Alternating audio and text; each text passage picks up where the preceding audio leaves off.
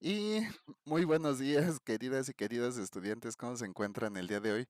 Les doy la bienvenida a esta segunda sesión, en el que hablaremos un poquito de cuál ha sido la conformación, ¿no? De los problemas, digamos, de los movimientos que se han suscitado en Latinoamérica, ¿no?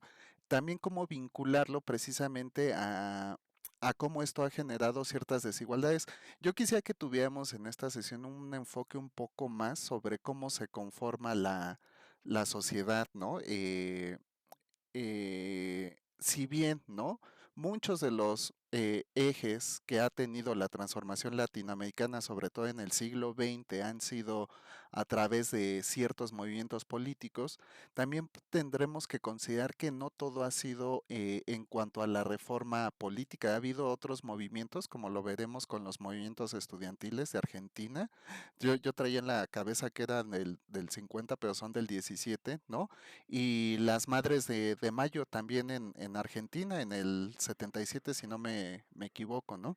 Pero aunado a esto hubo otros movimientos sociales, digamos, que fueron como transformadores de la vida política en Latinoamérica. Yo quisiera retomar a lo mejor o hacer un poco de mención a los movimientos, por ejemplo, obreros, que sobre todo, por ejemplo, en la época de la Revolución Mexicana, que se generaron y también, por ejemplo, el movimiento de ferrocarrileros que fueron transformadores de no solo de la política, sino de la vida social y cultural de nuestro país. Uno de ellos también muy fuerte, yo creo que, y justo en el contexto de nuestro conocimiento, es el movimiento estudiantil del 68. Considero que hay que, como en todo, ¿no? Recuperar, como les he dicho, para evitar hacer juicios de valor el contexto específico de todas estas condiciones, como les mencionaba en la primera sesión, hacer un análisis estructurado a partir, por ejemplo, de dimensiones que para nosotros serían lo político, lo económico, lo cultural, ¿no? Luego en categorías de análisis, ver cuáles sean los factores internos y externos de cada uno de estos y finalmente llegar al punto específico que sea el objeto de estudio de cada una de estas dimensiones, que sería el sujeto o el individuo como parte de esta sociedad estructurada, ¿no? Entonces, sean bienvenidos, espero que hayan podido documentarse un poco con los contenidos. Ya estamos en módulo 3. Ayer cerró módulo 2 y abrió módulo 3, entonces sé que vamos como desfasados, pero creo que no, dentro de todo no es tan negativo, al contrario, siento que después de hacer las cosas y leer los contenidos y las actividades, esto nos da como un eje más para la discusión, para la reflexión, para el análisis. Yo considero muy conveniente, ahorita como lo mencionaba Jesús, hacerles esta sugerencia de que vayan avanzando en sus entregas. Tuve muy poquitas entregas de módulo 2 de la primera actividad que fue el foro de integración.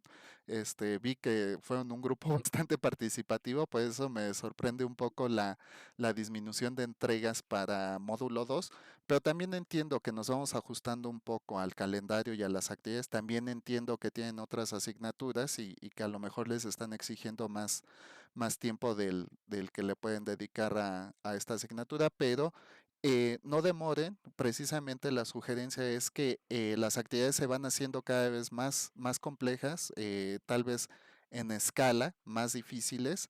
Digo, dependerá porque alguno me dirá, no, no, profe, a mí la del módulo 2 me pareció más difícil que la del módulo 3. Bueno, estos ya son ejes específicos, pero en realidad recuerden que el diseño es para que cada vez la complejidad de las actividades pase de la reflexión a la aplicación, es decir, que tengan ese conocimiento práctico aplicado a alguna situación que finalmente sería la actividad integrado. Entonces, no está de más hacerles esta sugerencia de que en medida de lo posible vayan avanzando y sobre todo que en actividades de foro me di cuenta y a varios les dije desde la primera sesión, traten de anticipar todas las participaciones en foro, les piden tres, ¿no?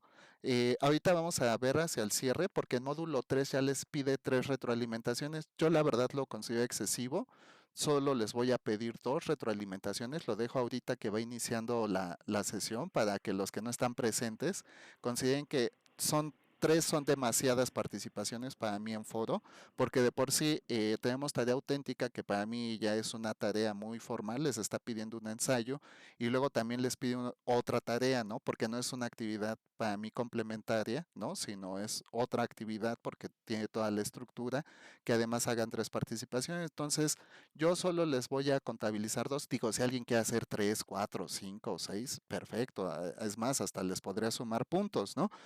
Pero también considero que es un poco, se les carga un poco la actividad ya con tres retroalimentaciones. Yo, incluso en algunas actividades, porque es específico de cada actividad, considero que a veces con una retroalimentación bien documentada, bien elaborada, podría ser suficiente, pero en este caso yo considero que con dos es más que suficiente, ¿no? Y la primera retroalimentación sí considero que debe ser algo más en forma, algo más documentado, una opinión referida a cierta concretud de algún autor, y la segunda retroalimentación, pues más bien algo más de opinión personal, tal vez como para cerrar el tema, ¿no? Este, eso es para módulo 3. En módulo 2 todo sigue normal y viable como lo fue en la primera actividad, pero sí, por favor, muchachos, algunos pues no sacaron la nota máxima porque les faltaban sus retroalimentaciones, entonces traten en medida de lo posible que el día que abra el foro completen sus tres retroalimentaciones. Aquí hay un criterio porque el primero que participe en foro no va a tener a quien retroalimentar. Si no puede darse una vuelta después, ¿no? Porque el foro tiene un candado que solo les permite hacer su primera retroalimentación, su primer aporte o la parte de la actividad que sería la que tiene el desarrollo más significativo. A lo mejor podría, ¿no? Porque dicen, profe, es que yo solo puedo conectarme hoy en la noche y ya mañana se me olvida o se me pasa. Ok, el primero y el segundo solo tendrían esta posibilidad, ¿no? De poner dos comentarios adicionales, a lo mejor una reflexión crítica o a lo mejor algún ejemplo práctico de lo que se revisó en la actividad. Pero todos los demás sí tienen posibilidad ya de hacer estas dos retroalimentaciones porque estarían estas dos participaciones. Entonces, pues les digo, es parte de una sugerencia, ¿no? Yo considero que no es viable para nosotros dejar estos pendientes porque les restan puntos en las participaciones, ¿no? Muy bien, dice María Guadalupe que bien, profe, ha estado interesante los contenidos. Yo me quedé con dudas sobre de los setos históricos. Ah, sí, justo quedamos con que hoy la revisábamos, ¿verdad? Buenos días, profesor, compañeros. Buenos días, Whitley, Mariel, ¿no? Si lo dije bien, manita arriba, si no, corrígeme, por favor. Y dice Angie Sánchez, es que yo me guié por lo que usted dijo que el módulo 2 cerraba el 19, pero ya nada más me falta el foro. Yo dije que el módulo 2 cerraba el 19. Ay, perdóname, se me fue a lo mejor mal la información, pero no te preocupes, sigue abierto, ¿no? Entonces, al día de hoy todavía pueden hacer sus participaciones y de verdad yo les dije, mientras esté abierta la plataforma y las actividades, ustedes pueden seguir entregando, incluso no los voy a penalizar ni nada. Yo entiendo que algunos de sus profesores tendrán un criterio diferente, no está mal, ¿no? Ni es mejor que el mío, ni yo estoy bien, ni yo estoy mal, ni nada. Simplemente es la manera en la que articulamos y gestionamos nuestra jornada de trabajo. Yo considero que en esta modalidad a distancia tenemos un criterio y es que pues nos integramos a esta modalidad porque tenemos algunos actividades complementarias o algún otro tipo de compromisos, y para mí pues mientras participen, entreguen sus tareas y las hagan lo mejor posible es suficiente como para considerarles la actividad. Entonces, no te preocupes, como les dije, mientras estén abiertas, de mi parte les voy a revisar todo, ¿no? Lo de los foros sí es complicado, ¿no? Porque para calificarlos tengo que revisar a todos, ya no es como antes que revisaba el foro. De hecho, si se dan cuenta, las retroalimentaciones están como comentarios añadidos a sus participaciones y ya no dentro de la estructura de la discusión del foro. Entonces, ha cambiado la plataforma y esta es una manera en la que hemos podido un poco solventar estas situaciones. Entonces, por favor, lo de los foros, traten de integrar sus participaciones el mismo día, ¿no? ¿Hasta aquí alguien tiene alguna duda, algún comentario que quisiera compartir?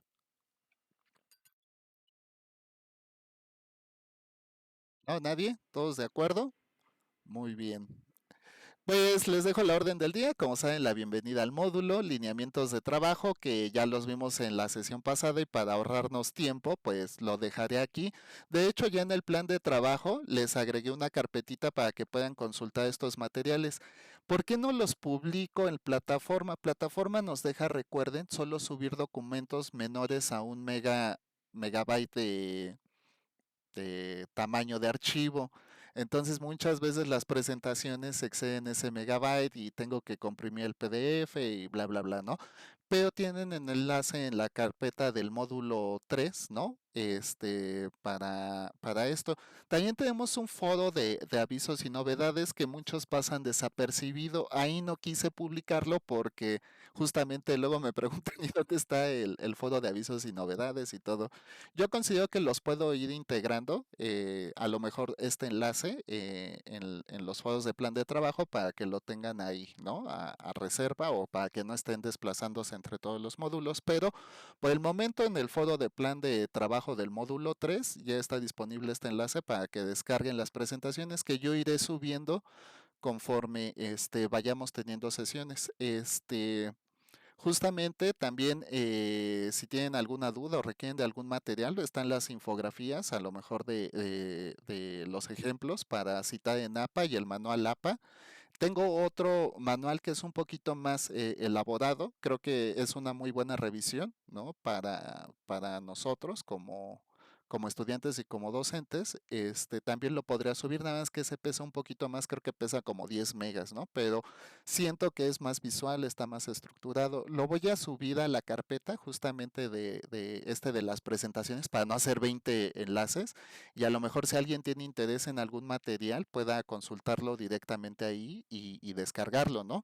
Y sobre todo porque les va a servir para sus otras asignaturas tenerlo de reserva. Entonces, muchachos, muchachas, con cariño, porque luego no me quiero meter en algún problema. Bueno, perdónenme, queridas estudiantes, queridos estudiantes, vamos a entrar en tema. Fíjense que la vez pasada hicimos un recorrido histórico por América Latina, ¿no? Desde la época prehispánica, ¿no? Hasta la época moderna, ¿no? Y yo diría moderna entre paréntesis, porque como lo vimos, el modernismo era una corriente pues yo digo un tanto primero cultural, luego artística y ya luego se volvió algo tecnológico político. Digamos que fue la progresión de un paradigma que se asentó a principios de siglo, pero justamente empezamos a ver, ¿no? Cómo fue la conformación de la sociedad latinoamericana y nos quedamos con esta pregunta, ¿no? De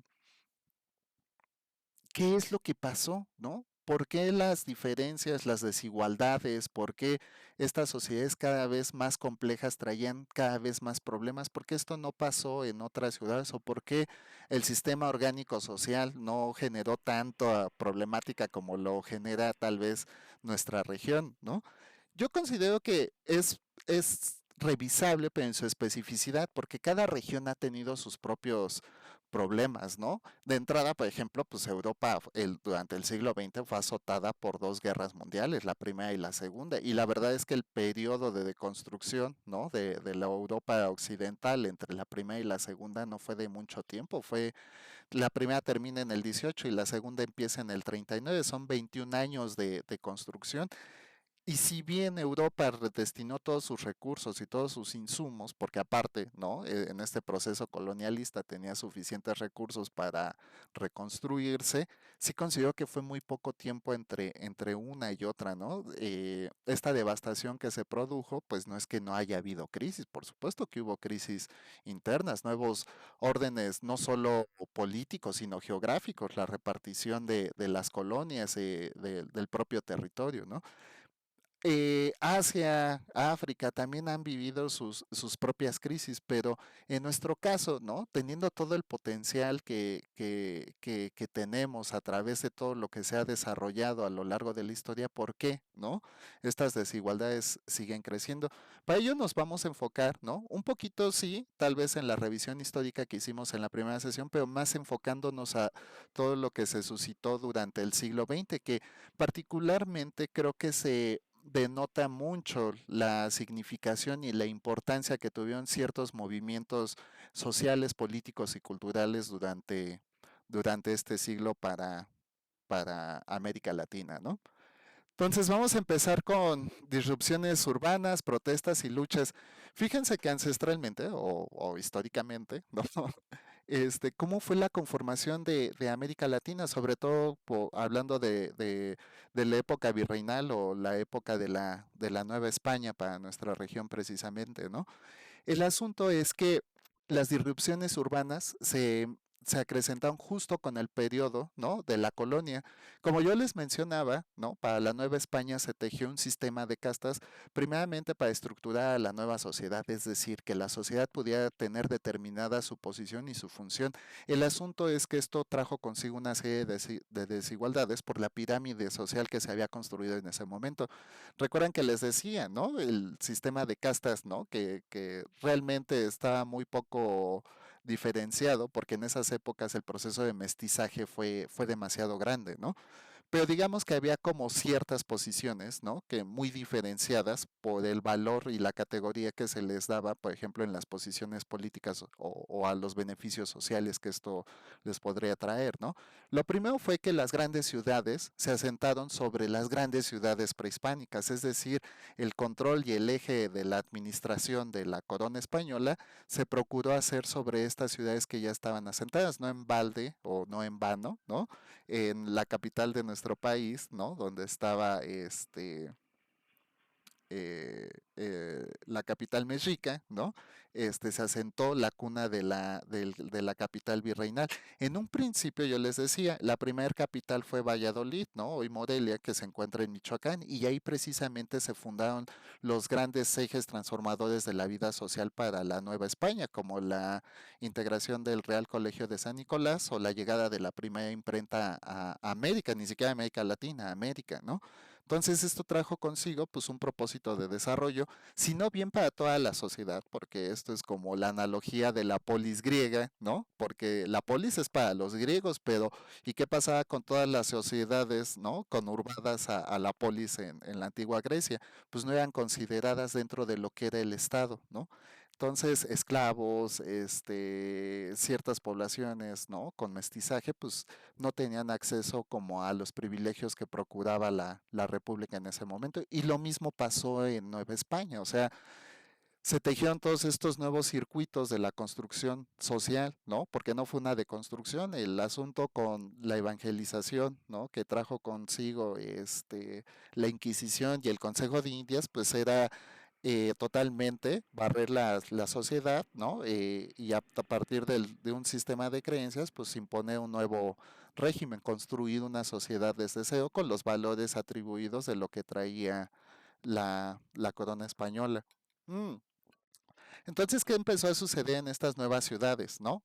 Entre más grandes, pues más problemáticas y el sistema era cada vez más complejo, ¿no?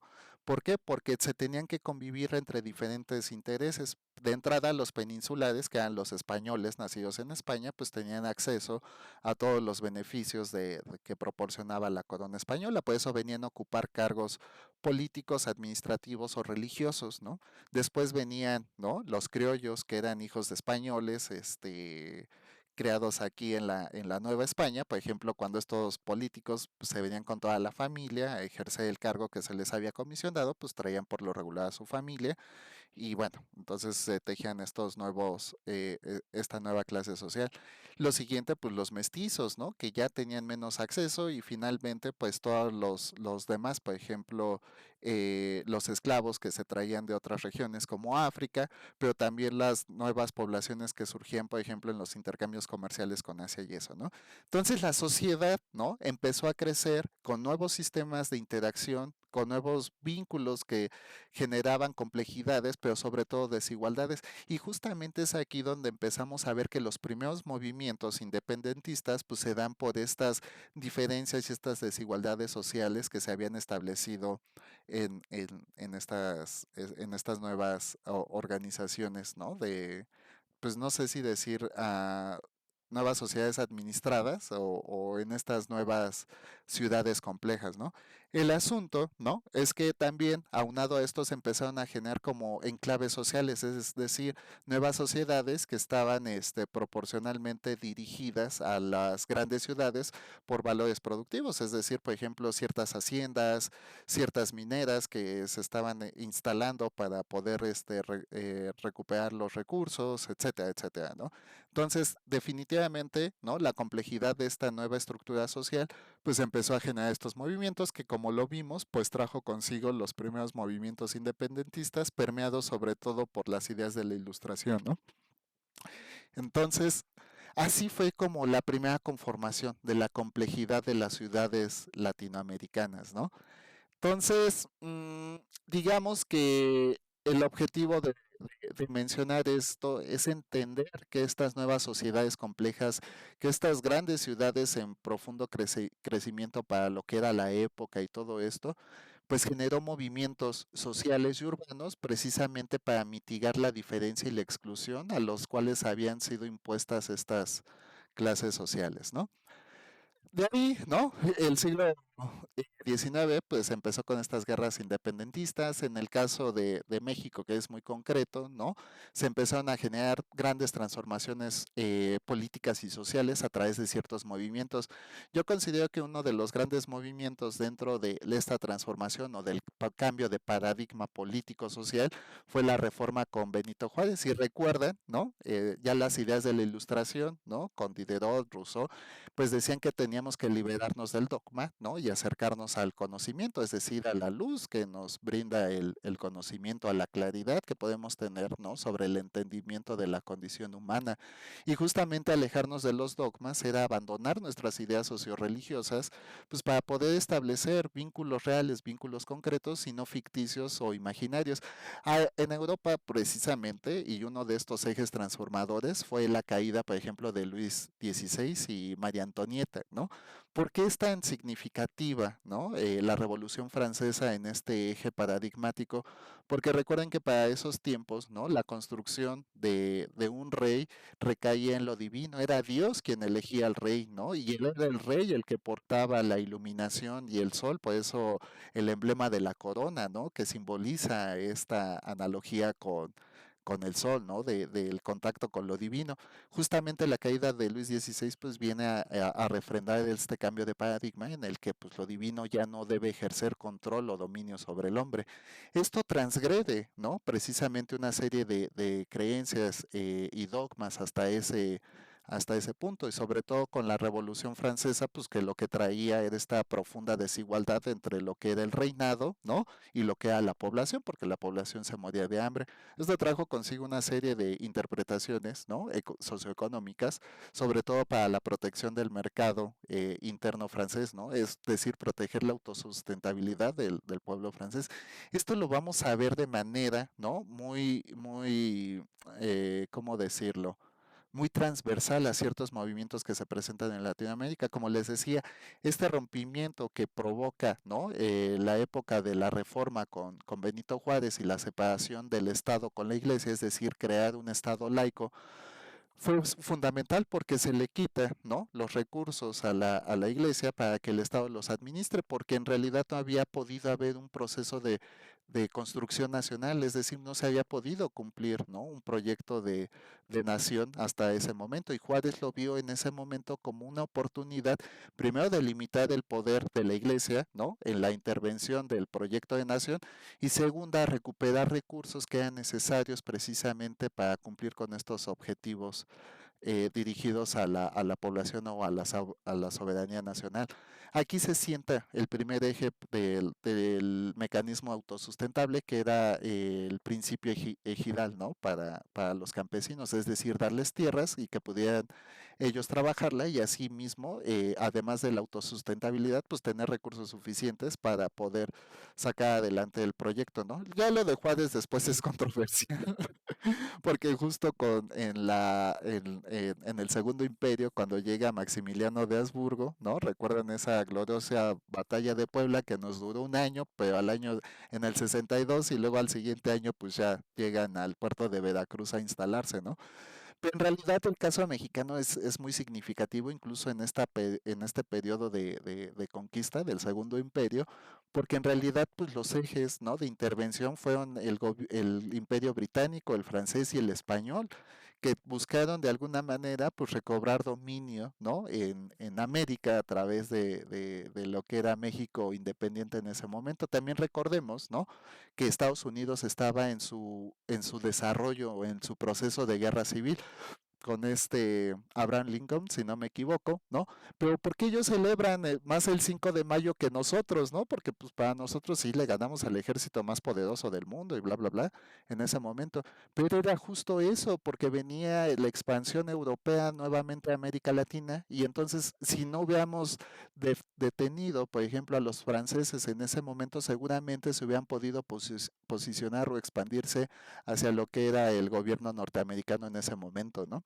Entonces, para ellos fue muy significativa, ¿no?, que nosotros hayamos podido repeler al imperio francés a cargo de Napoleón en ese momento, porque les dio oportunidad primero de desarrollar su guerra civil y terminarla, y segunda de reestructurarse y evitar la expansión europea en ese momento, ¿no? Entonces México empieza a desarrollar todo esto, el resto de la región también empieza a tener muchísima intervención, por ejemplo España llega a posicionarse en lo que es Cuba y Jamaica, otra vez como parte, bueno, nunca perdió realmente la administración de esto, pero recobra parte de su eje hegemónico en el Caribe, ¿no?, y en Centroamérica. Inglaterra también, ¿no?, retoma parte del control que tenía en América a través de las colonias en el Caribe y Francia igual, ¿no? Entonces, estos regímenes de dominación que seguían imperando en América Latina, pues fue muy difícil de resolverlos, ¿no? Sobre todo en México, que era una posición estructural, ¿no? Con la llegada del Segundo Imperio de Maximiliano de Habsburgo y Carlota, ¿no? Pues establece un nuevo paradigma. Es justo aquí cuando les decía el mito, ¿no?, de Juárez. En realidad Juárez se va a El Paso, ¿no?, a negociar con los estadounidenses la provisión de armamento, ¿no?, y dinero para hacer y derrocar a Maximiliano de Habsburgo, ¿no? Lo cual es algo risorio porque en realidad Maximiliano sí traía un proyecto de construcción nacional. Carlota desarrolló también un proceso de construcción de la identidad nacional, resaltando el valor indígena y cosas así. Habría que ahondar un poquito más en estos temas, ¿no?, que considero parte del eje de construcción nacional, ¿no? Y Juárez viene a derrotarlos porque no se articulaba con los intereses particulares que se tenían en ese momento. También recuerden que en estos tiempos, ¿no?, desde la Reforma y de hecho desde la época de la Guerra de Independencia, pues teníamos siempre dos bloques, ¿no? Los liberales, que eran todos aquellos que buscaban la transformación de la vida política y social del país, y los conservadores que seguían considerando que todo debía permanecer igual, ¿no? En esos momentos, pues el imperio. Justo esa, ¿no? Esa analogía liberales contra conservadores sigue permeando hasta nuestros días, que es a lo que hemos llamado izquierda y derecha en los ejes políticos, ¿no? O en estas ideologías políticas que permean hasta nuestros días. Y justo es un tema que a revisar cada periodo de elecciones en nuestro país. Mm, bueno, pues ya llegando como al cierre, ¿no? Después de la caída de Maximiliano de Habsburgo, ¿no? El fallecimiento de Benito Juárez, ¿no? En el 76 llega Porfirio Díaz al poder, ¿no? Como les decía, del 76 al 80, del 80 al 84 con Manuel González y del 84 hasta 1911 se establece la dictadura de Díaz. Por estos tiempos, ¿no? El país alcanzó como cierta estructura, cierta estabilidad, sobre todo en el desarrollo tecnológico y productivo a través de la construcción de la infraestructura necesaria del país, ¿no? Como la llegada del telégrafo, ¿no? La llegada también de la red eléctrica, el teléfono, ¿no? Desde principios de siglo, ¿no? En los primeros años ya había teléfonos, la construcción de la red ferroviaria del país para favorecer la comercialización, por ejemplo, entre lo que sea la producción en el norte, que sobre todo era minera, pero también con la producción en el sur, que eran estas grandes haciendas, ¿no? Y latifundios, ¿no? Que se buscaba comercializar sobre todo con Europa en esos momentos, pero también el eje, ¿no? Del comercio, por ejemplo, con el Pacífico y hacerlo llegar al Atlántico a través del Golfo de México. Entonces, sí, ¿no? El país vivió un desarrollo tecnológico, productivo y de construcción de infraestructura, pero trajo un gran, ¿no? Decremento de la estructura social, porque en esos momentos las grandes haciendas y grandes latifundios pues necesitaban mucha gente para poder producir, ¿no? Cultivar y cosechar sus productos. Entonces en esos tiempos el ejercicio de la fuerza pública, llámese policía o el ejército, ¿no? Lo que comitaba era que se hiciera leva, es decir, reclutar, ir a ciertos poblados y reclutar a la gente, ¿no? Bajo la provisión de un Estado de Derecho muy cuestionable, por no decir muy lamentable, ¿no? Porque en realidad no había defensa de los derechos primero humanos, todavía no. Esto se da años después, ¿no? Digamos a manera de orden internacional. Pero sí había ciertos aspectos de la estructura de derecho que deberían permitir, ¿no? Reflejar un proyecto de construcción y de desarrollo social, el cual no se daba. Justamente las huelgas de Cananea y Río Blanco se organizaron por movimientos obreros que buscaban un aumento de sueldo, ¿no? Y no era un gran aumento de sueldo, simplemente eran las condiciones necesarias para poder sobrevivir, porque en estas grandes levas, ¿qué sucedía? Pues se desestructuraba el núcleo familiar, pues si iban, aprendían a algunos sujetos, les quitaban la principal fuente de sustento, porque a lo mejor el marido se dedicaba al campo, se dedicaba al taller, etcétera, etcétera, ¿no?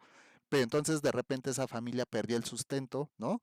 Y ya no se podía sostener este núcleo familiar. Entonces, ¿qué pasó? ¿Qué sucedió? Igual que en estos tiempos del desarrollo de la guerra industrial, pues los niños tuvieron que empezar a integrarse como a la vida productiva del país, ¿no? Entonces, la desarticulación primero del núcleo familiar trajo consigo pues una serie de anomalías en la estructura social.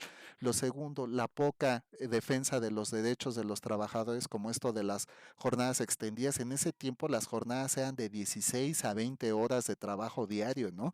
Dejaba muy poco espacio ya ni siquiera para el descanso, sino para la consolidación de la vida.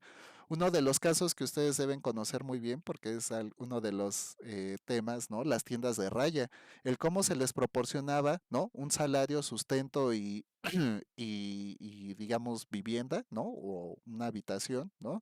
A los empleados, pero que estos tenían costos y los costos eran tan altos por la cantidad de intereses que generaban este tipo de insumos para el desarrollo del trabajador. Entonces, en realidad no se trabajaba por un salario, se trabajaba para pagar deudas, lo cual era bastante injusto, ¿no? Tema que veremos un poquito más adelante, sobre todo en la época neoliberal, del por qué está bien, por qué no está bien endeudarse o por qué no es bueno, ¿no? Solicitar a veces este tipo de créditos, pero bueno, digamos que a un trabajador le salía más caro trabajar, ¿no? Porque adquirió una deuda que en el tiempo era impagable. Pero el foco de esto fueron los movimientos obreros que se suscitaron durante esta época, que por supuesto fueron reprimidos como les digo, con el legítimo uso de la violencia que tiene el Estado como aparato político, ¿no? Y reprimió todos estos movimientos. Entonces la Revolución Mexicana aquí se suscita, ¿no?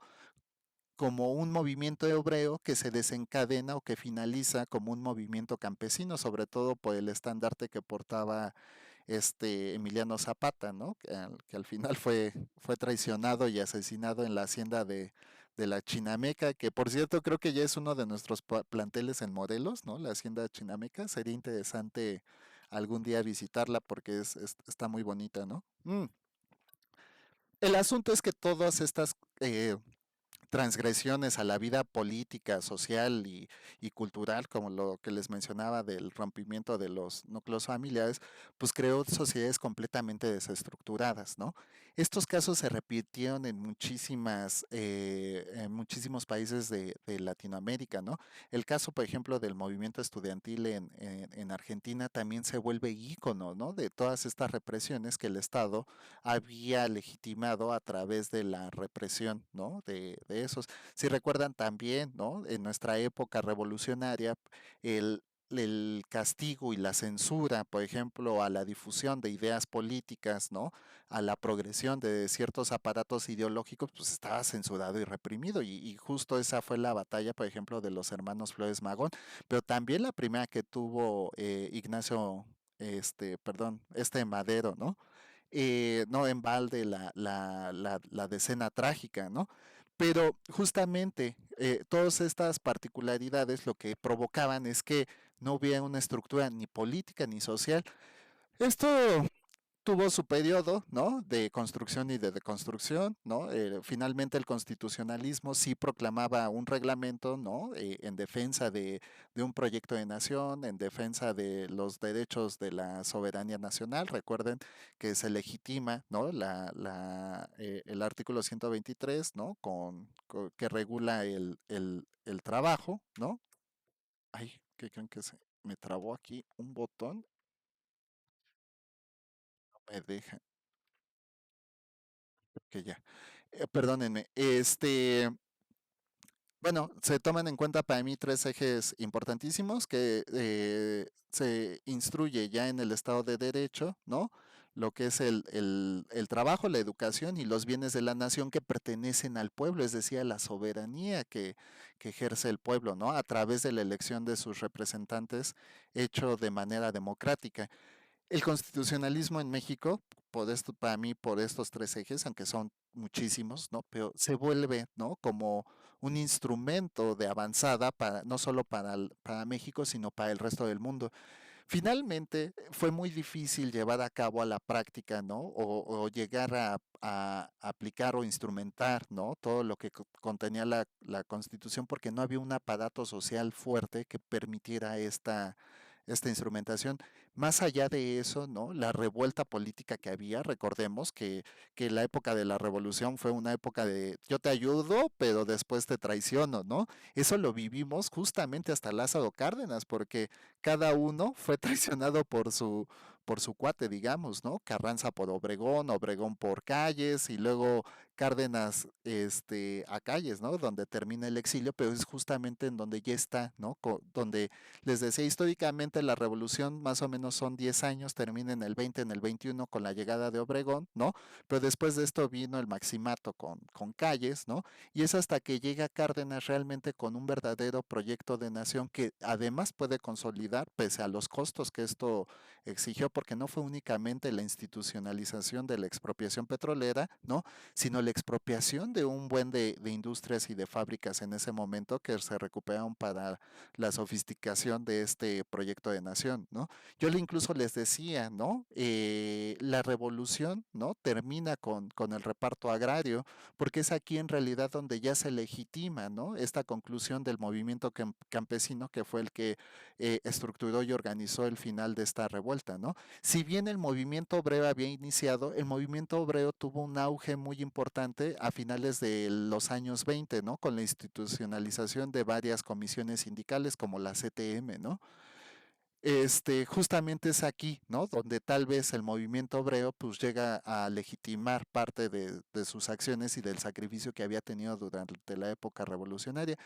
Pero para el movimiento campesino es hasta el reparto agrario con Cárdenas, donde creo que se da por finalizada la revolución.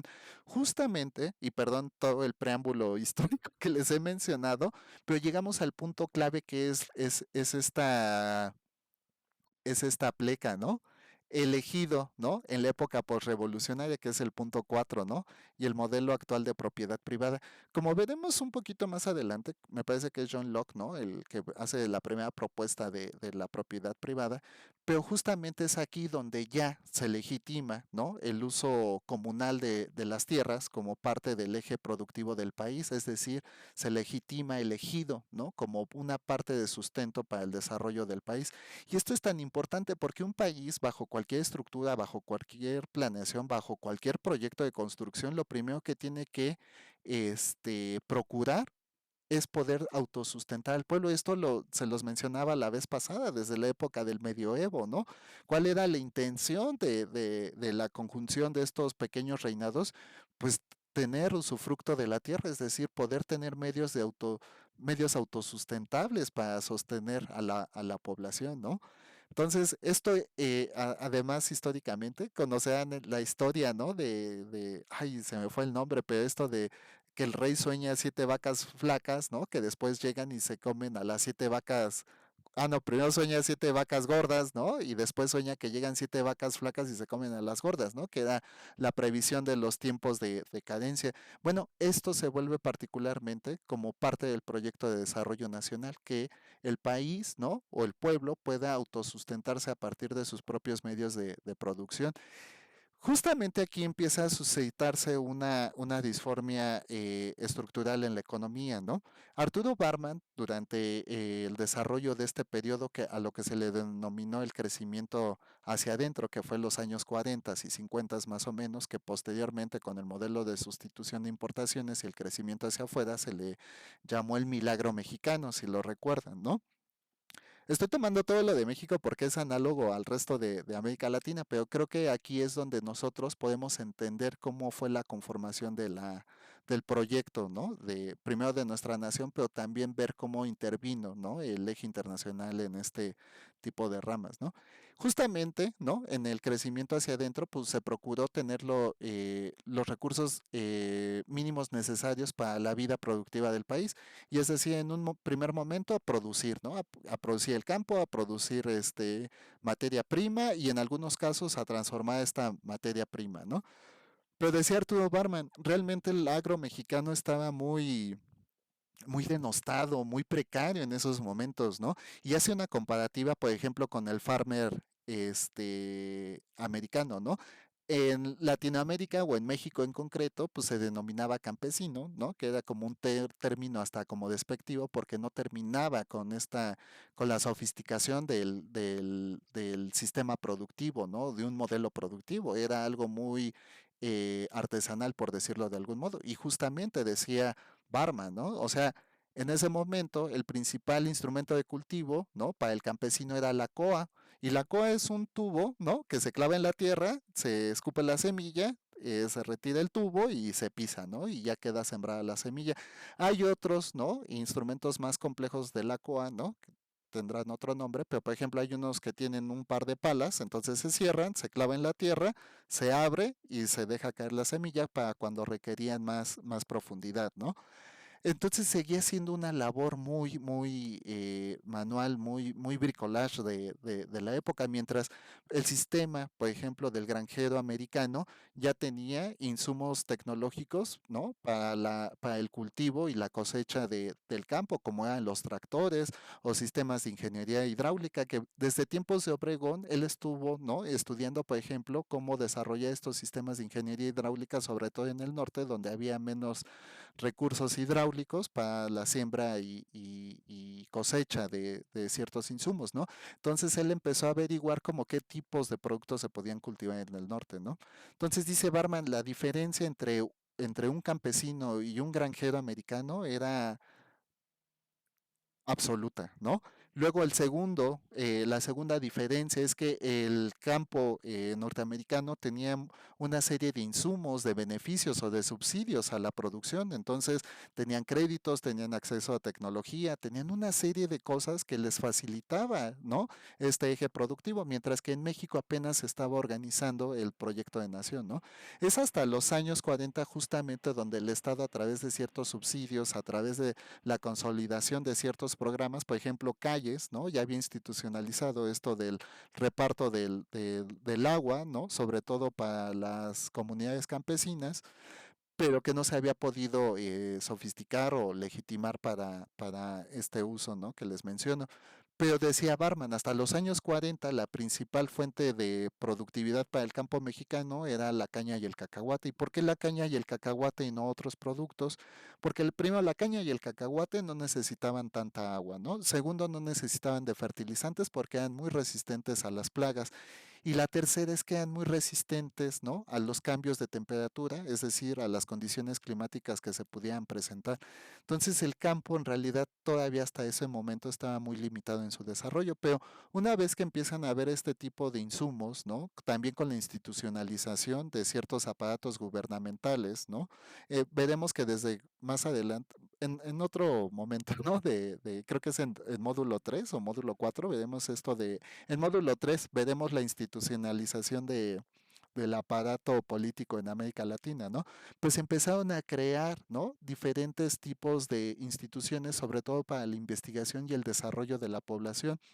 No solo en México, de hecho hubo grandes conglomerados, ¿no? Como Flaxo, que buscaron la investigación social y científica para el desarrollo no solo de cada país, sino de la región en su conjunto. Pero justamente es donde empieza a haber esta innovación, ¿no? Del modelo de producción, primero agrícola y luego de la transformación de materias primas. Es aquí donde les digo, esta fue la primera parte del desarrollo, ¿no? Institucional y económico y político de nuestro país.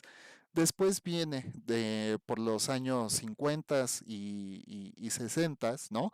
El modelo de sustitución de importaciones. Es decir, si el país ya tiene suficientes recursos, ¿no? Suficiente capacidad alimentaria, primero para autosustentarse, porque ahora no transformar o vender estos excedentes al extranjero, ¿no?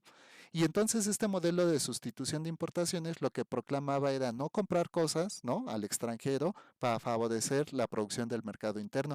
Y esto está muy respaldado por lo que les mencionaba del modelo keynesianista o del keynesianismo en ese momento, ¿no? Es decir, que el Estado procure, ¿no?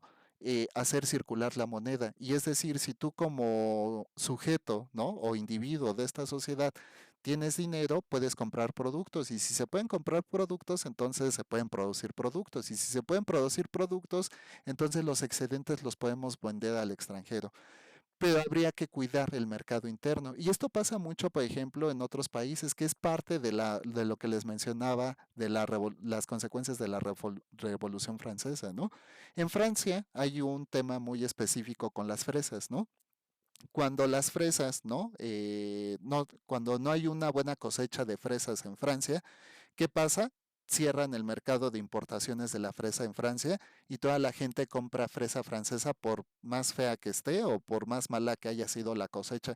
Obviamente se encarece el producto, ¿no? Etcétera, etcétera, pero es un mecanismo de apoyo para sustentar el campo francés en la cosecha, en el cultivo y cosecha de fresa. Esto se llama proteger el mercado interno, ¿no? Que fue lo que hizo México, ¿no? De algún modo evitamos comprar productos que nosotros estábamos produciendo al costo que estuviera disponible en el mercado, para que esto fortaleciera la circulación de la moneda. Es algo que seguimos viviendo en nuestro contexto actual, ¿no? El proteger el mercado interno se vuelve un tema imprescindible para nuestra sociedad. Muchachos, vamos a hacer una pausa de un minuto o dos. Son las 12. Nada más un minuto y dos. Vayan a rellenar. Yo voy por agua porque tenía café, pero el café ya es muy pesado. Entonces, un minuto y dos y regresamos, ¿va? Una pausa activa.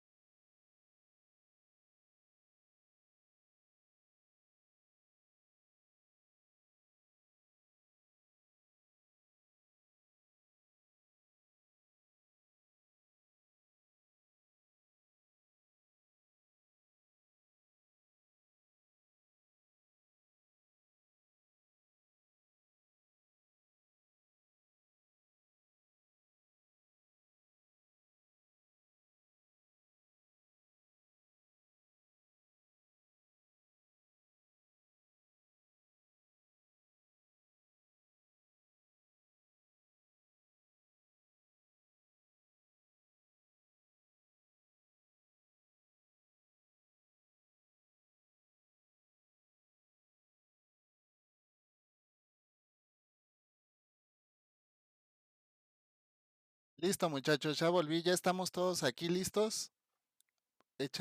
Pongan una manita para ver si están ya de vuelta. Muy bien, una disculpa, pero creo que está bien hacer 1 minuto o 2 de pausa activa porque también de repente está escuchando a un profe hablar todo el tiempo y de sus propias ideas. Ha de ser aburrido para ustedes, pero ya saben, empezamos 11:10, a las 12 hacemos una pausita y tratamos de cerrar 12:30 para que no se les haga también tan pesada la jornada, ¿no? De estas sesiones. Bueno, como les decía, ¿no? Y recuperando un poco, ¿no? Vayan pensando, y si quieren anótenlo en el chat, ¿no? Ay, se me olvidó prender la cámara. Este, ¿Ustedes qué productos creen que en la actualidad proteja mucho el mercado interno mexicano, ¿no?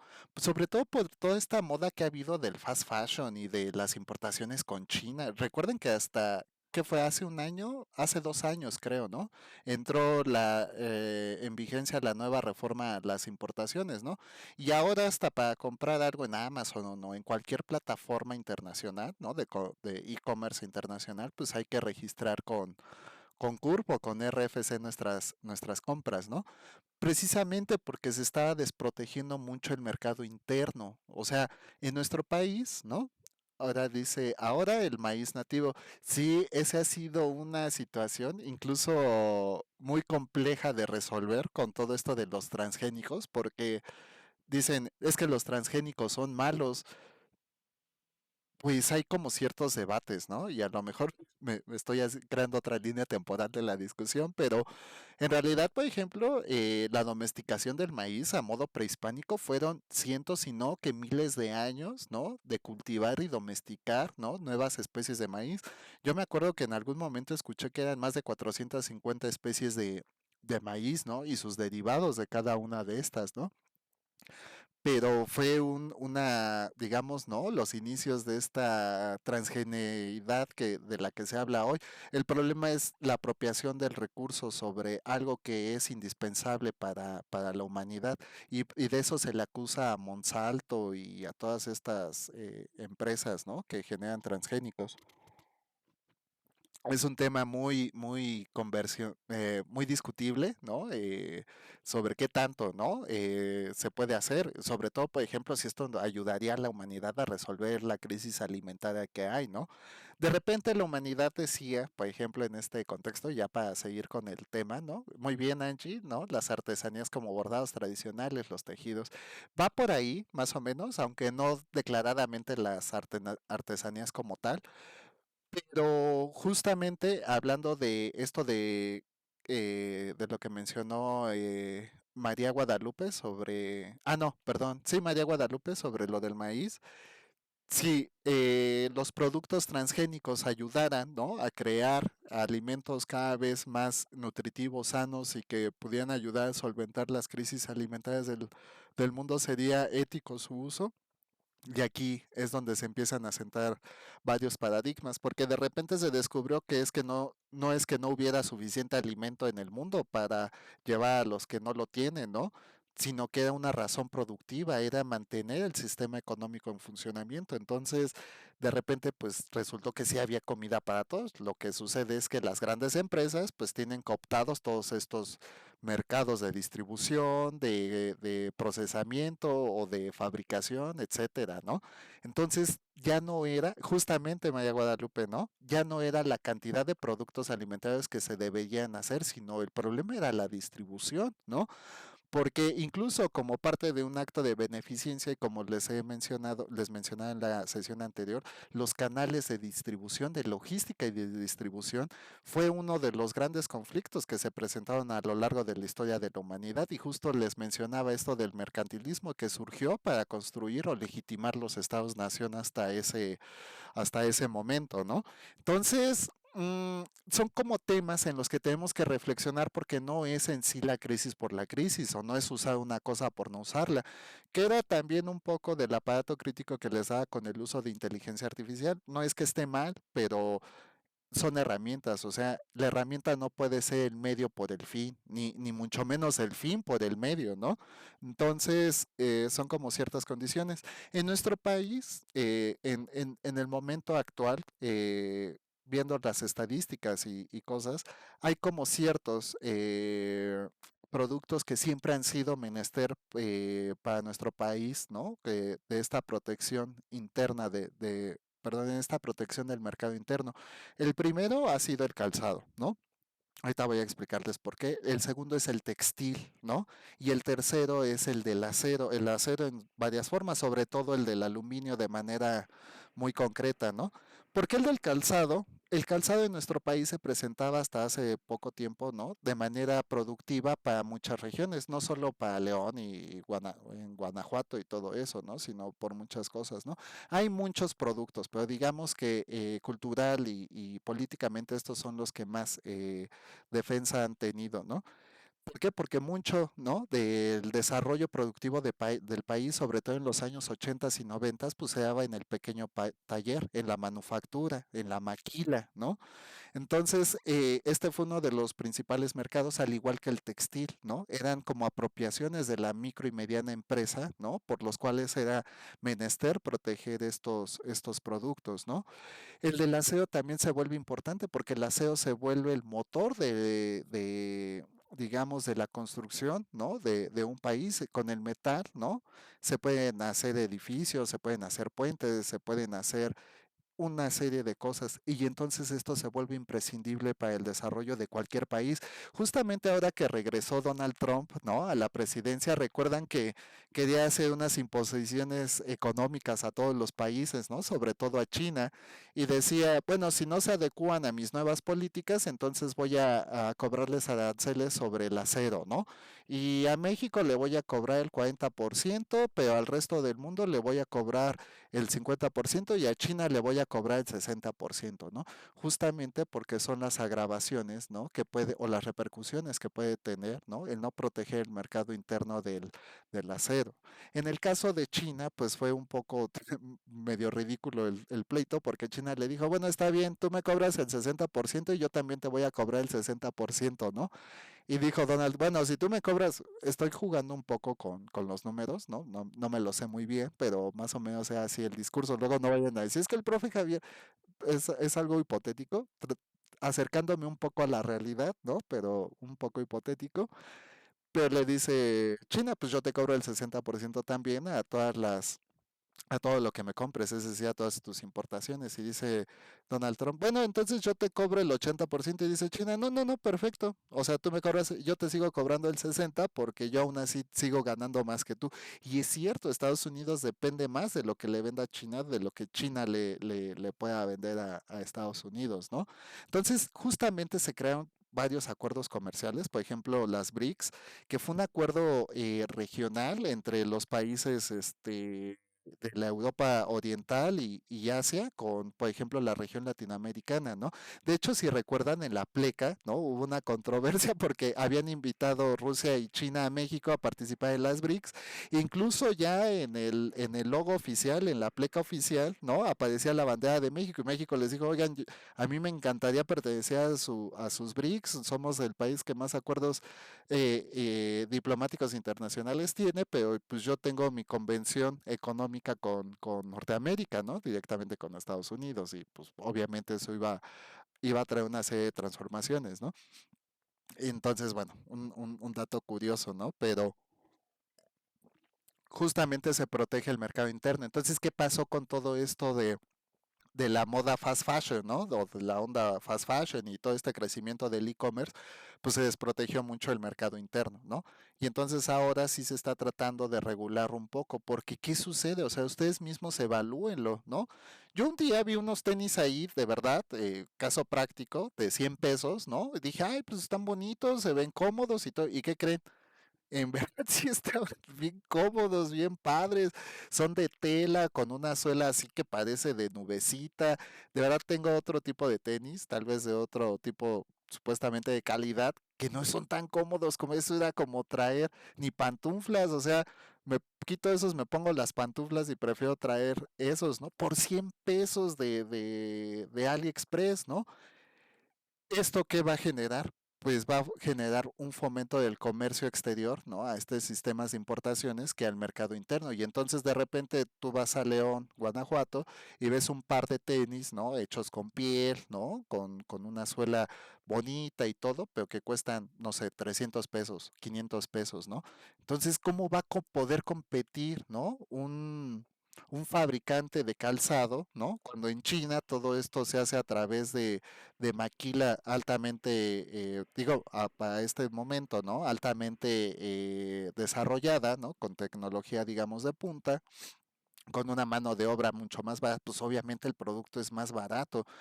Yo no puedo juzgar si es mejor o peor, ¿no? Pero el producto por sí mismo ya es barato y vivimos en una sociedad en donde desafortunadamente las opciones para adquirir ciertas cosas muchas veces se suscitan a un alto costo. Entonces, ¿qué vamos a hacer?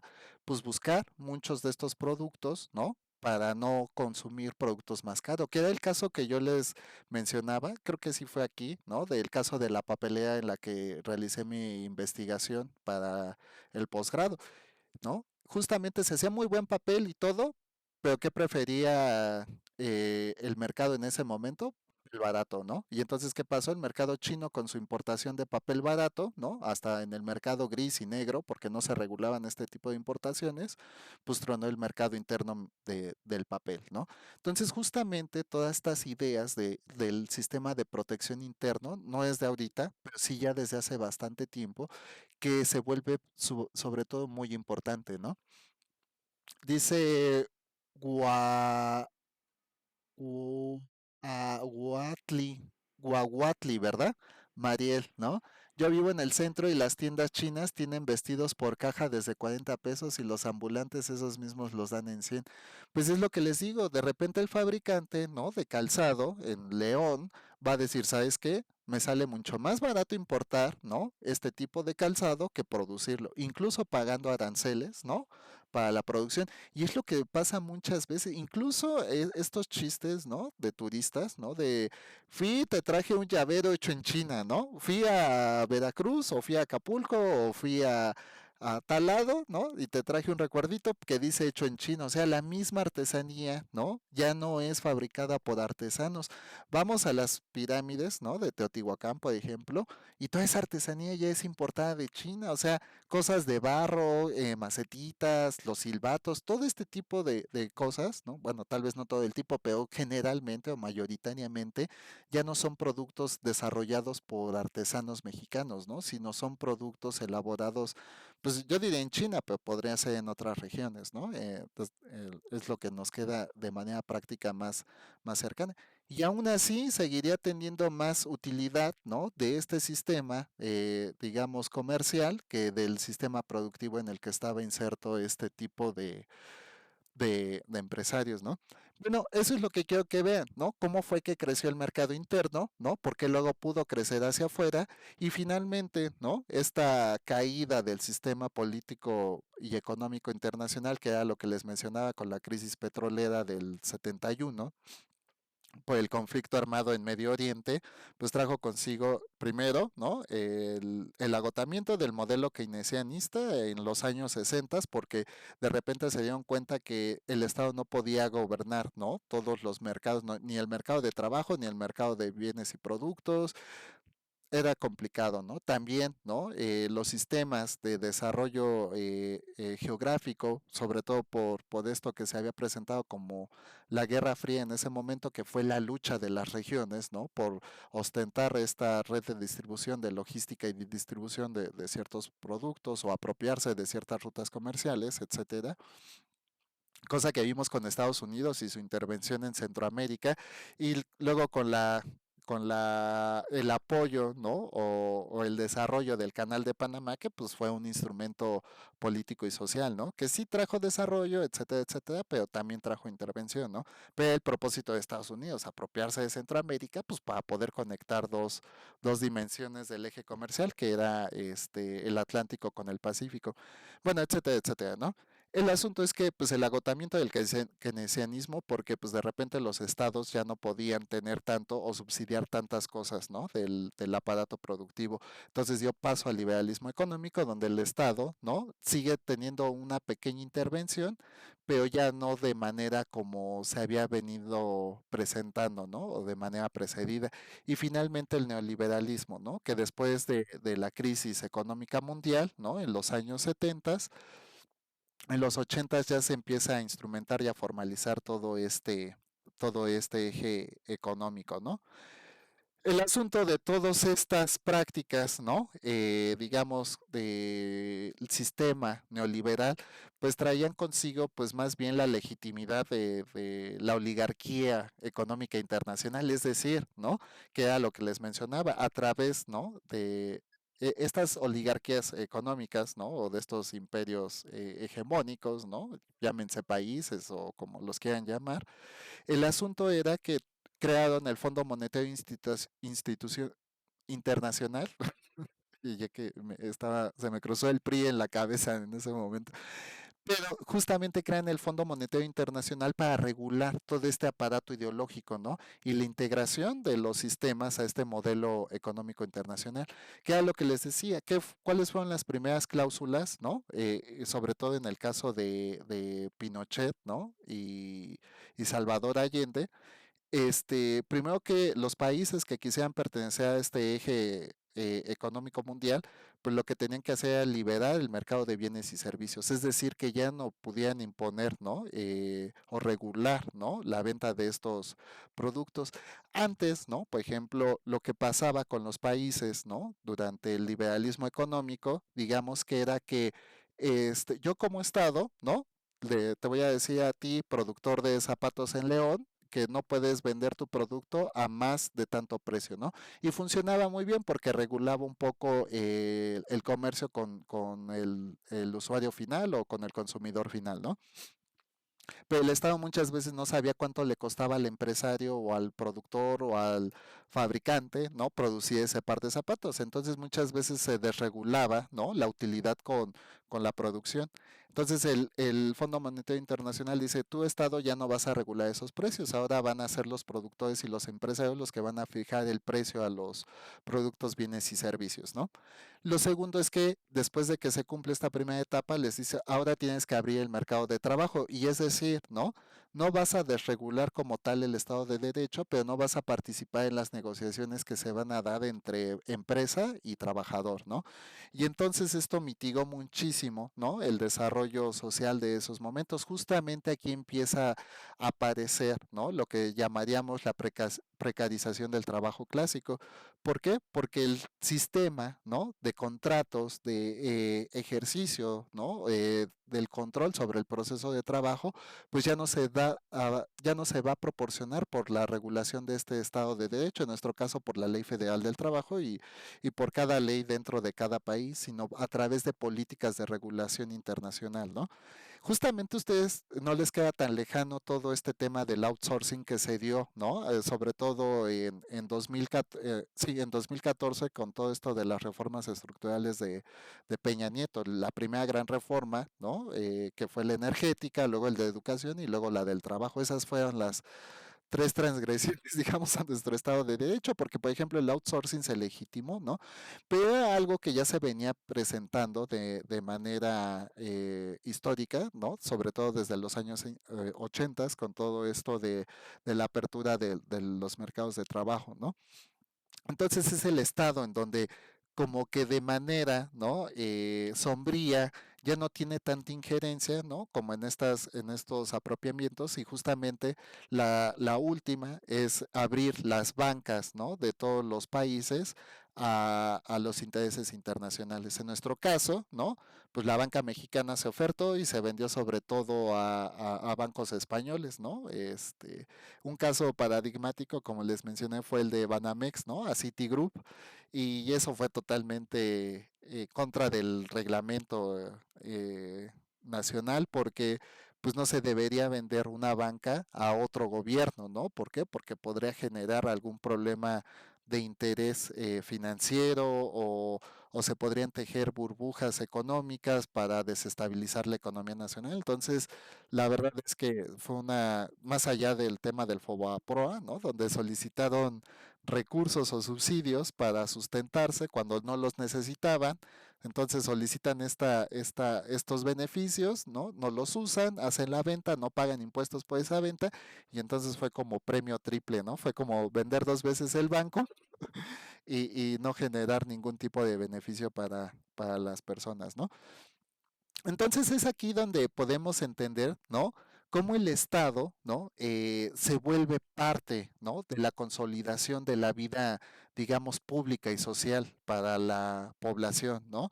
Entonces tenemos tres posiciones que nos ayudan como a entender un poquito esto, ¿no? La primera es la hegeliana, ¿no?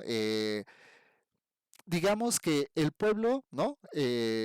La política va a estar determinada por la condición cultural del pueblo, es decir, por lo que el pueblo demande, ¿no? Entonces, si el pueblo quiere un gobierno autoritario, pues va a consolidar un gobierno autoritario, ¿no?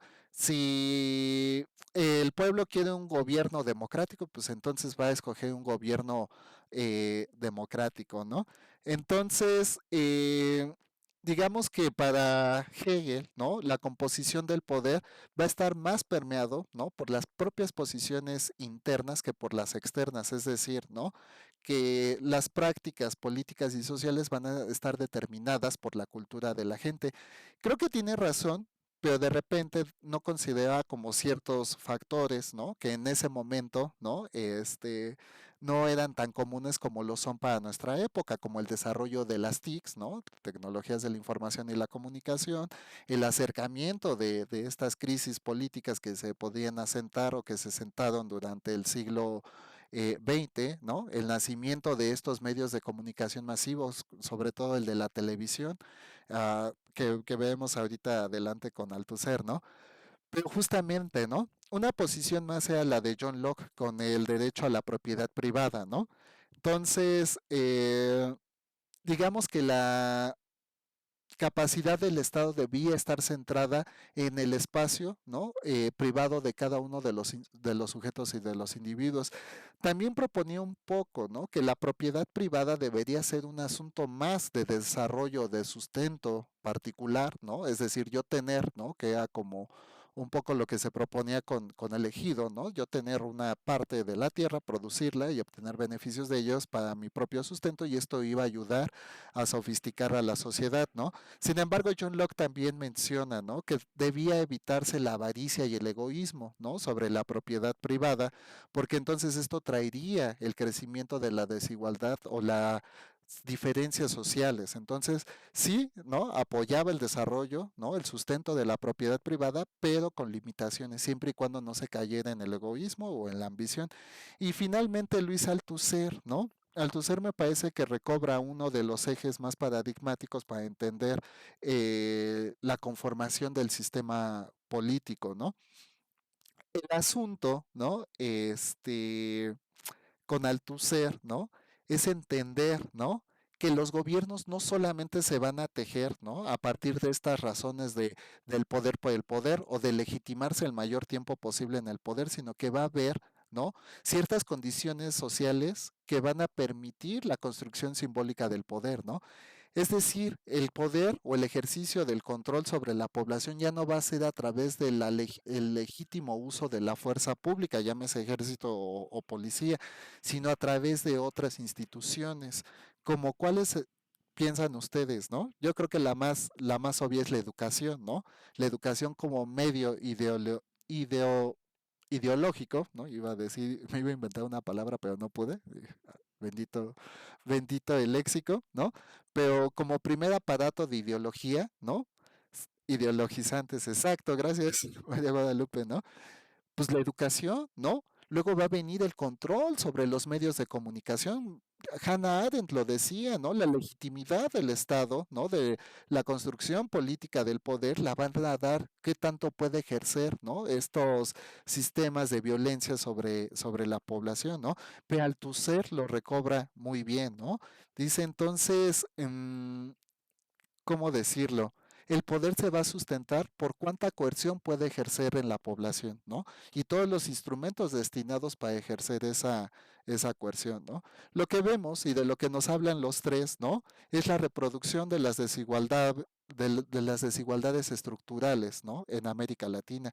Por eso se vuelve súper importante entender todos estos ejes que pareciera que han sido un poco caóticos en la charla de hoy, pero que si lo van relacionando de manera contextual, ¿no? Todo tiene su imbricación, ¿no? Y su correlación como eje transversal, que sería precisamente la desigualdad del sujeto en la posición estructural social en la que se encuentre, o la del individuo por la falta de movilidad social, es decir, a todo aquello que le permita crecer en lo futuro, ¿no? Entonces, ¿no? Ay, me va a faltar tiempo, pero bueno, nuestra zona geográfica, ¿no? Y me faltó hablar de los conflictos, aunque mencionamos algunos la sesión pasada, ¿no? Me gustaría detenerme tal vez como en una efeméride de fechas, ¿no? Para que no quede tan ambiguo, ¿no? Esto de cuáles son los principales movimientos, porque justo, ¿no? Una de las particularidades de la actividad es mencionar, ¿no? Escoger uno de los principales movimientos políticos y sociales. Miren, les presento a mi gato, que tiene un ojito malo, pero anda aquí dando latilla por si me ven un poco inquieto. Anda enfermito y bueno, quiere apapachos, ¿no? Mañana tiene ahí su cita. Pero bueno, muchachos, justamente y muchachas, ¿no? El asunto con Latinoamérica es que tuvimos una transición de movimientos económicos, políticos, sociales, culturales, ¿no? ¿Qué creen que tejieron? Una serie, ¿no? De movimientos políticos, ¿no? Sociales y culturales, ¿no? ¿Por qué? Porque la transgresión a la vida social, a la vida política era tan fuerte que de repente ya no eran los intereses del proceso de desarrollo nacional que les he venido mencionando, ¿no? Tenemos varios, ¿no? Que yo creo que entre los más significativos, pues está la Revolución Mexicana como eje articulador de los movimientos civiles, ¿no? Que se presentaron en Latinoamérica. Como les digo, inician con todos estos procesos de desigualdad laboral con el movimiento obrero, pero terminan en esta justicia del reparto agrario con Cárdenas, ¿no? Para los campesinos. También trajo consigo intermedianamente el constitucionalismo del 5 de febrero de 1917, pues lo cual trajo ya una regulación o una construcción del Estado de Derecho, ¿no? La segunda efeméride que creo que es de vital importancia es la Revolución Cubana, porque como les dije, Cuba de repente se convirtió en una zona estratégica para muchos países, porque es la isla más grande del Caribe, ¿no? Y entonces, ¿qué? De repente colonia española, intervención americana, la defensa de la Unión Soviética. Entonces fue una serie de intervenciones y es justo con Fidel Castro, ¿no? Que el 1 de enero del 59 pues triunfa la Revolución Cubana y con ello como este eje de independencia para la sociedad, aunque en el 64 a Estados Unidos se le ocurrió la grandiosa idea por considerarlo en sus vínculos políticos y diplomáticos con la Unión Soviética como comunistas, ¿no? Y entonces decide separarlo de la Organización de Estados Americanos, que es la OEA, aunque México se mantiene firme en sus relaciones diplomáticas con Cuba. De hecho, si algún día van a Cuba, muchos de los productos que venden allá, ¿no? Como la coca, Herdes, etcétera, pues son productos mexicanos, ¿no? El golpe de Estado, ¿no? De Salvador Allende contra Pinochet. Salvador Allende no quería estas ideas liberalistas o neoliberalistas que estaba imponiendo el Fondo Monetario Internacional. Sin embargo, dicen que Pinochet, auspiciado por el gobierno norteamericano para facilitar, ¿no? Primero, el control de la región y segundo, que no se le descarriera a un país del cono sur, ¿no? También toda esta polarización que se suscita no solo en cuanto al sistema financiero internacional, sino a los ejes que estaban construidos en ese momento, que era el eje de la Guerra Fría, comunistas contra capitalistas, y como resolvimos en la primera sesión, ¿no? El primer mundo contra el segundo mundo, pues cómo se le va a descargar a alguien dentro del continente, porque recuerdan que la doctrina Monroe, si no mal me equivoco, es América para los americanos, entonces no podía haber comunistas en América y parte de esa injerencia en Cuba con la Bahía de Cochinos, ¿no? Que querían utilizarla primero como presidio, pero segundo era parte de los hilos nucleares que se estaban proclamando. Entonces había una serie. Y finalmente, ¿no? Los movimientos estudiantiles como el de México, ¿no? En estas ideas libertarias sobre la educación, es decir, liberar la educación de la hegemonía política o ideológica del Estado, ¿no? Combatir el autoritarismo, ¿no? Que se había posicionando ya desde varios años, ¿no? Y que trajo consigo también, ¿no? Las consecuencias pues, de toda esta represión política, es decir, ¿no? Entender que los movimientos no solo se sentaban de un momento a otro, sino que eran procesos que se venían construyendo precisamente por estas desigualdades sociales. Tenemos otro caso que es el de los estudiantes en Chile, por ejemplo, en los años 60 y 70. El primero de todos ellos me parece que es el de la reforma universitaria ay, no me acuerdo, creo que es en Rosario o en Córdoba en 1917-18 en Argentina, ¿no? En donde se buscaba precisamente, ¿no? Un sistema legítimo de autonomía universitaria tratando de combatir estos, ¿no? Que sería la hegemonía en la educación, ¿no? Liberar, ¿no? Del elitismo académico a la sociedad. Entonces eran como videos de estas cosas. Y finalmente, pues los movimientos feministas del siglo, ¿cómo olvidar, no? En México creo que fue el primer país en otorgarle la legitimidad del voto a la mujer, ¿no? Las mujeres, ¿no? Las madres de la Plaza de Mayo en Argentina en el 77, ¿no? Que marcharon en paz, ¿no? Para protestar por las desapariciones forzadas y la falta de derechos humanos a la mujer. Entonces, fueron varios movimientos los que articularon la vida política, cultural y social, ¿no? De Latinoamérica en ese momento, ¿no? Entonces, como comentario final, ¿no? Y es un poquito con el que cierran los contenidos, es en el ¿por qué, no? Si América Latina ha tenido tantas transformaciones en su vida política, económica y social, no se ha podido aminorar, o no tanto como hemos podido desear, ¿no? Este síndrome de las desigualdades y las diferencias sociales, que como ya vimos se han tejido históricamente en la región, ¿no? Entonces, muchachos, es una pregunta para su reflexión y que seguramente van a poder poner aquellos que no lo hayan hecho en su actividad o aquellos que ya lo hicieron o aquellos que quieran guardársela para futuras actividades. Una buena pregunta de reflexión, ¿no? Ya nada más para cerrar la revisión de actividades por aquellos que falten, ¿no? Hay que, en la tarea auténtica, ¿no? Se va a presentar a modo de ensayo, me parece algo muy pertinente para lo que hemos discutido. Hay que escoger, ¿no? Uno de los movimientos sugeridos que nos presenta. Yo, la verdad, si tienen algún caso concreto o algún caso que ustedes, en el cual ustedes particularmente tengan más conocimiento o les guste más, pueden elegirlo a su gusto. Únicamente el único criterio es que escojan uno que se relacione con América Latina, ¿no?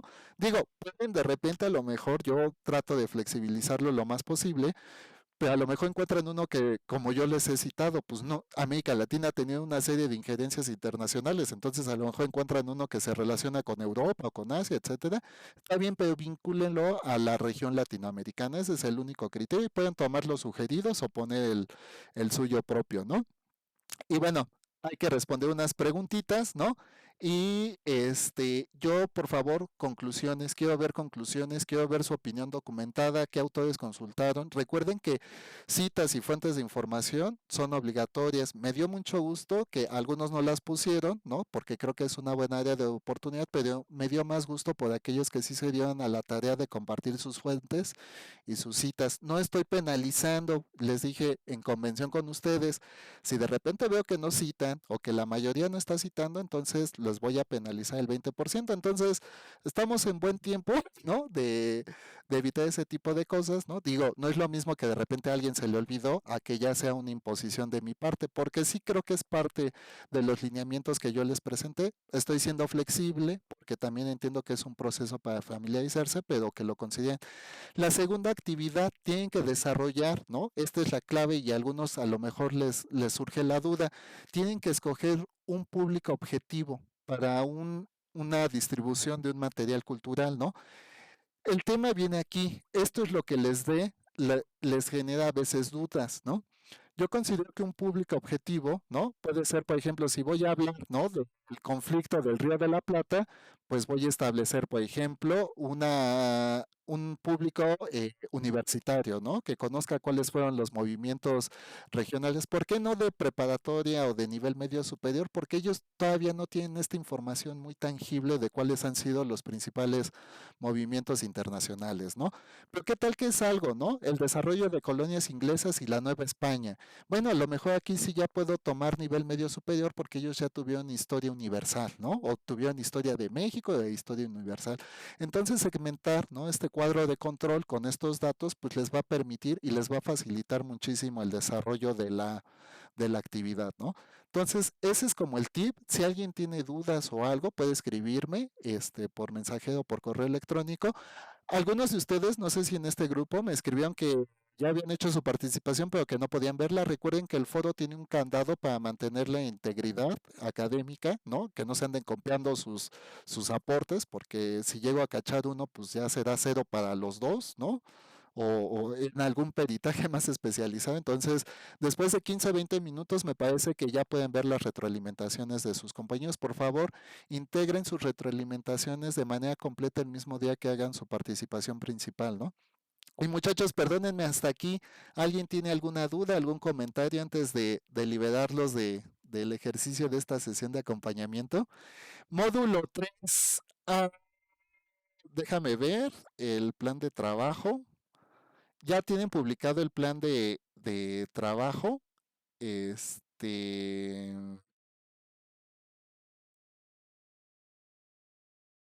módulo 3 termina ay, estoy checando, del 17 al 24 de marzo.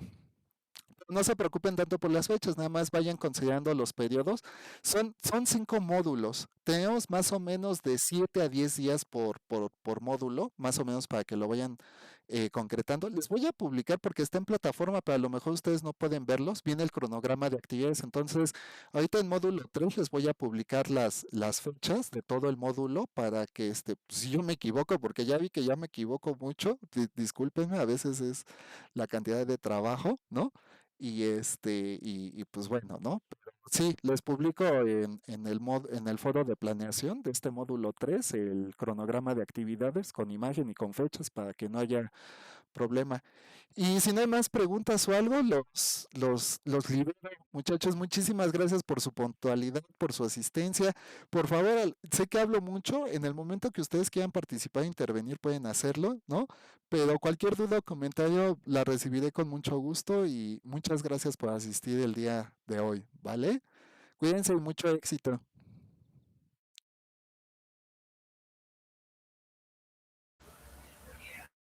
Muchas gracias, Mayagua. Y nos quedamos Gracias. con lo de ay, estos históricos, va. La siguiente clase, antes de bienvenir y todo, hablamos de esto, por favor, ¿va? Mándame tu pregunta y ya te la respondo por correo y la checamos. Los hechos históricos, sí, y la checa, porque se me va a olvidar. Por favor, mándemelo y yo lo reflexiono y te mando una respuesta, ¿no? Perdón, Jesús, ¿habías hablado o algo?